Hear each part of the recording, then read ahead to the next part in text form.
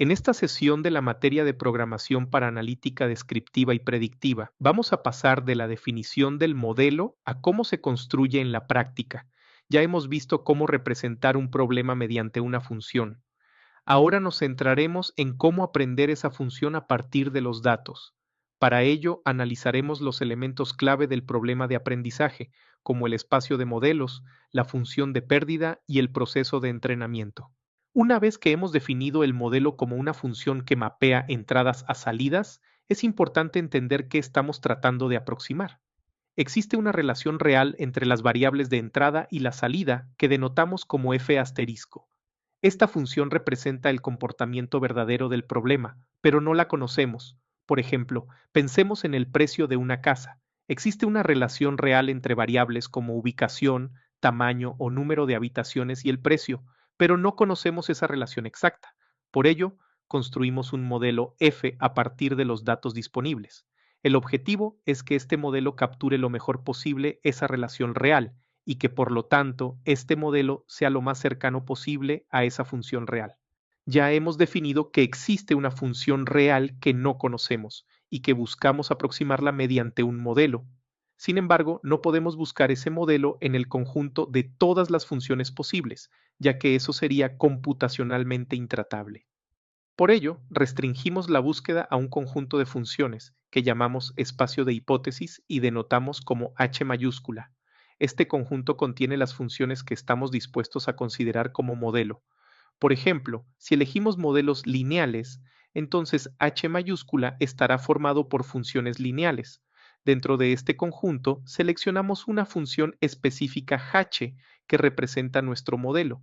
El objetivo del aprendizaje es encontrar una función particular h dentro del espacio de hipótesis que se aproxime lo mejor posible a la función real. En esta imagen podemos visualizar el concepto de espacio de hipótesis en un problema de clasificación. Cada punto representa una observación descrita por dos características. Los símbolos representan dos clases distintas. Ahora, las líneas punteadas representan diferentes funciones candidatas dentro del espacio de hipótesis H. Es decir, son distintas formas posibles de separar las clases. No todas estas funciones son adecuadas, pero todas pertenecen al conjunto de modelos que estamos considerando. La línea continua, etiquetada como H minúscula, representa el modelo que hemos seleccionado. Este modelo es una función específica dentro del espacio de hipótesis. El objetivo es que esta función logre separar lo mejor posible las dos clases, aproximando la verdadera frontera de decisión que en la práctica no conocemos. Esta imagen ilustra cómo, a partir de muchas posibles soluciones, el aprendizaje consiste en elegir la mejor dentro del espacio de hipótesis. Ya hemos definido el espacio de hipótesis, es decir, el conjunto de funciones dentro del cual vamos a buscar nuestro modelo. Pero ahora surge una pregunta clave. Si tenemos muchas funciones posibles dentro de H, ¿cómo decidimos cuál es la mejor? Para responder esto necesitamos una forma de evaluar qué tan bien se comporta cada una de estas funciones. Aquí es donde introducimos la función de pérdida. La función de pérdida mide la diferencia entre el valor real de salida y la predicción que realiza el modelo construido y seleccionado del conjunto de hipótesis. Es decir, nos permite cuantificar qué tan bien o qué tan mal está funcionando un modelo sobre los datos. Dependiendo del tipo de problema, utilizamos distintas funciones de pérdida. Por ejemplo, en clasificación podemos usar log-loss y en regresión el error cuadrático medio.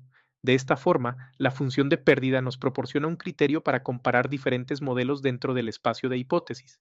La función de pérdida se puede formalizar de distintas maneras, dependiendo del nivel de abstracción con el que estemos trabajando.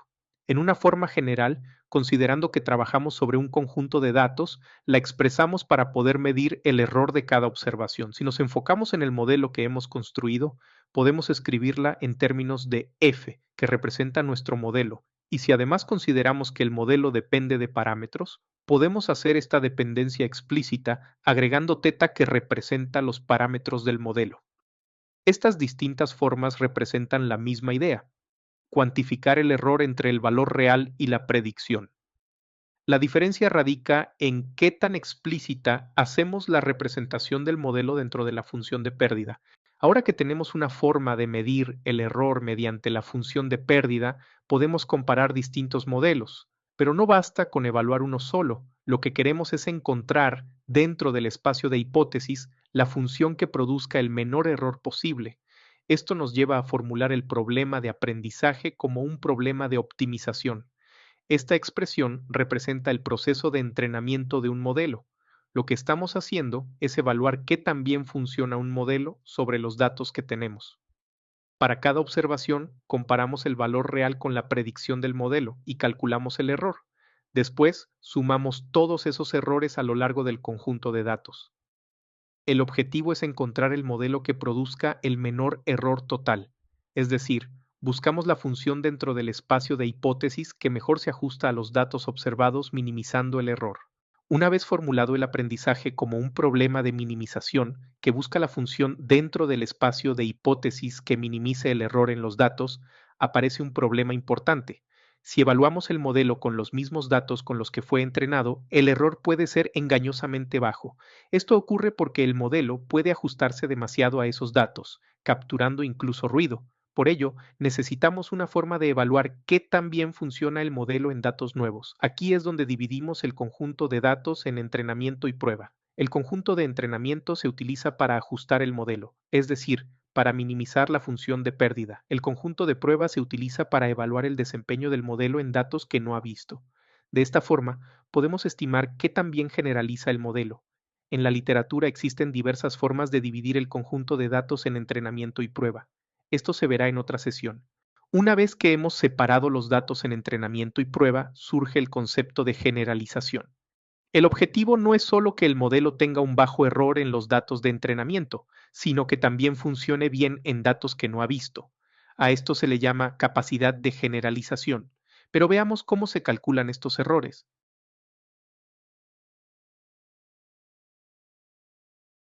Una vez que podemos medir el error en entrenamiento y en prueba, podemos analizar el comportamiento del modelo. Existen dos situaciones problemáticas. La primera es el overfitting. Aquí, el modelo tiene un error muy bajo en entrenamiento, pero un error alto en test. Esto indica que el modelo se ha ajustado demasiado a los datos de entrenamiento y no generaliza bien. La segunda es el underfitting. En este caso, tanto el error de entrenamiento como el de test son altos. Esto significa que el modelo es demasiado simple y no logra capturar los patrones de los datos. El objetivo es encontrar un equilibrio donde el modelo tenga un buen desempeño tanto en entrenamiento como en test.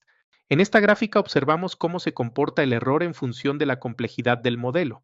En el eje horizontal tenemos la complejidad y en el eje vertical el error. La curva azul representa el error en entrenamiento, mientras que la curva naranja representa el error en test. En la parte izquierda, con baja complejidad, tenemos underfitting. Aquí, tanto el error de entrenamiento como el de test son altos. Esto indica que el modelo es demasiado simple y no logra capturar los patrones de los datos. A medida que aumenta la complejidad, ambos errores disminuyen. En el centro encontramos el punto óptimo, donde el error en test es mínimo. Este es el punto donde el modelo generaliza mejor. Sin embargo, si seguimos aumentando la complejidad, entramos en overfitting. Aquí, el error de entrenamiento sigue disminuyendo, pero el error en test comienza a aumentar. Esto indica que el modelo se está ajustando demasiado a los datos de entrenamiento y pierde capacidad de generalización. Veamos un ejemplo de generalización en un problema de clasificación binaria, donde queremos predecir una de dos clases posibles. Para ello definamos primero cómo evaluaremos el modelo. Para evaluar qué tan bien lo hace el modelo, utilizamos una función de pérdida. Una de las más simples es la pérdida 0 a 1. Esta función asigna un valor de 0 si la predicción es correcta y 1 si es incorrecta. Es decir, no mide qué tan cerca estuvo la predicción, solo si acertó o falló. Formalmente, entonces la pérdida es 0 cuando ambos valores coinciden, la predicción y el valor real, y 1 cuando son diferentes. Al sumar esta pérdida sobre todos los datos y promediar, obtenemos la proporción de errores del modelo. Para esta práctica vamos a utilizar distintas herramientas de scikit-learn, cada una asociada a un componente del problema de aprendizaje. Primero, utilizamos Train Test Split para dividir los datos en entrenamiento y prueba, lo cual es fundamental para evaluar la capacidad de generalización del modelo. Después utilizamos un modelo de tipo árbol de decisión, que define el espacio de hipótesis dentro del cual vamos a buscar nuestra solución. Es decir, el árbol de decisión representa la función h que vamos a aprender a partir de los datos. Finalmente, utilizamos métricas de evaluación que nos permiten cuantificar el error, es decir, implementar la función de pérdida y medir el desempeño del modelo tanto en entrenamiento como en test. Finalmente, emplearemos un conjunto de datos sintético para controlar la complejidad del conjunto de datos. De esta forma, cada herramienta se conecta directamente con los elementos que hemos definido: datos, modelo y evaluación.